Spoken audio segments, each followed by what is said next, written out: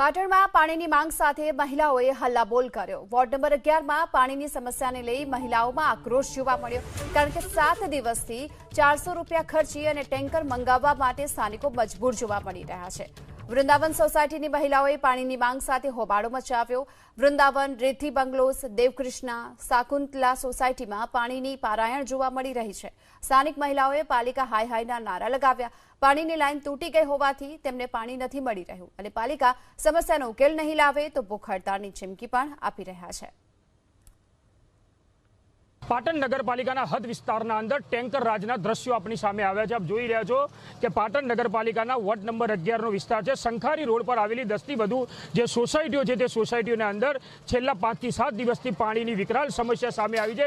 તેને લઈને સ્થાનિક લોકો છે તે પોતાના સ્વખર્ચે પાણીના ટેન્કરો બોલાવે છે અને પાણી ભરી રહ્યા છે। આપ જોઈ રહ્યા છો એક પાણીના ટેન્કરના અંદર 20 થી 25 મહિલાઓ છે તે લાઇનમાં ઊભી રહી છે અને તે પાણી ભરીને પોતાનું ગુજરાન હાલ તો ચલાવી રહી છે। એટલે કહી શકાય કે જે આરએમબી વિભાગની જે કામગીરી ચાલી રહી છે તેના અંદર પાણીની લાઈન છે તે તૂટી ગઈ છે અને આરએમબી વિભાગ તેમજ નગરપાલિકા છે ત્યાં પાણીની લાઈનનું છે તે કામગીરી કરતી ના હોવાના કારણે સ્થાનિક લોકોને ઉનાળાના અંદર હાલ તો હાલાકી ભોગવવાનો વારો આવે છે। આપ જોઈ રહ્યા છો દ્રશ્યના અંદર જે મહિલાઓ છે એક ડોલ તેમજ ટપ છે તે ભરીને લઈ રહ્યા છે। એટલે કહી શકાય કે આ પાણી છે તે આખો દિવસ ચલાવવાનો વારો આવે છે। એટલે કહી શકાય કે જે રીતના નગરપાલિકામાં પણ વારંવાર રજૂઆત કરવા છતાં પણ આ દિન સુધી નગરપાલિકા દ્વારા જે પાણીની પાઇપલાઇન જે તૂટી છે તેને રિપેરિંગ ના કરવાના કારણે હાલ તો અહીંના સ્થાનિક લોકો છે તે હાલાકી ભોગવી।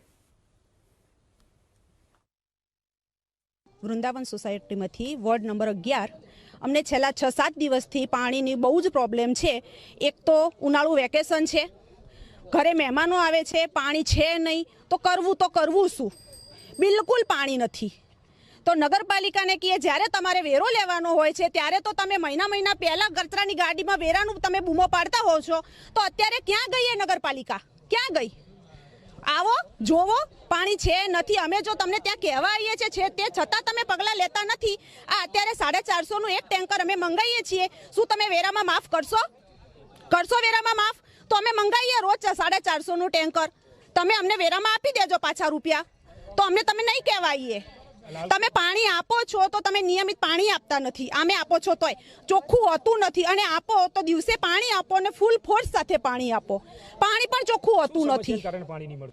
અમારા અઠવાડિયાથી સાહેબ પાણી નથી આવતું, ટેન્કર મંગાવવા પડે અને મારા હાથે તકલીફ, ઘરના લોકો બાળકો નાના ભરી ના શકે, તો કંઈક મહેરબાની કરીને પાણી આવે અને તેઓ ઓફિસથી રોડ ઉપર જોવા આવે કે રોડે પાઇપો તૂટી ગઈ તો એ રિપેરિંગ કામ કરાવે।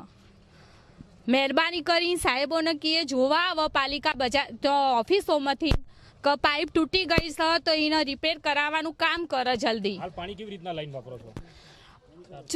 ટેન્કરો મંગાવીએ, એક ટેન્કર આવે, સાંજે એક ટેન્કર આવે, એમાં એક ડોલ એક ટપ એવું થોડું બાળકો લાવીને અમારે તો અમારે તો પાણી આવતું જ નથી, ટેન્કર જ મંગાવીએ છીએ। આ નગરના બધા જ લોકોએ અમને મદદ કરી અને સારા વોટે અમને ચૂંટી આપ્યા છે, તો અમારી એક ફરજ છે કે એમને જ્યારે પણ તકલીફ પડે તો એમની તકલીફમાં અમારે ઊભું રહેવું। લગભગ એમના 6-7 દિવસથી અમને પાણીની બહુ મોટી તકલીફ હતી।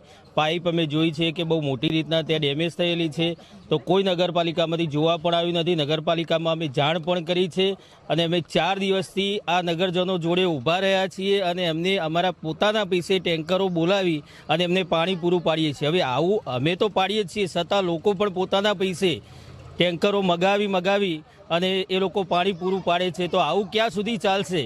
આટલું જાણ કરવા છતાં નગરપાલિકાને એટલી સમજણ પડતી નથી કે લોકોની તકલીફ, જો તમારા ઘરે એક દિવસ પાણી ના આવે તો તમને કેટલી તકલીફ પડે છે, તો આજ લોકોને એટલી બધી તકલીફ પડે છે। કેટલાકના તો ઘરે એવી તકલીફ છે કે પોતાની શરીર ડેમેજ છે કે એ લોકો પાણી ભરવા પણ નથી આવી શકતા, ઘરમાં એવા નાના બાળકો છે એ પણ કામ નથી કરી શકતા, તો એમને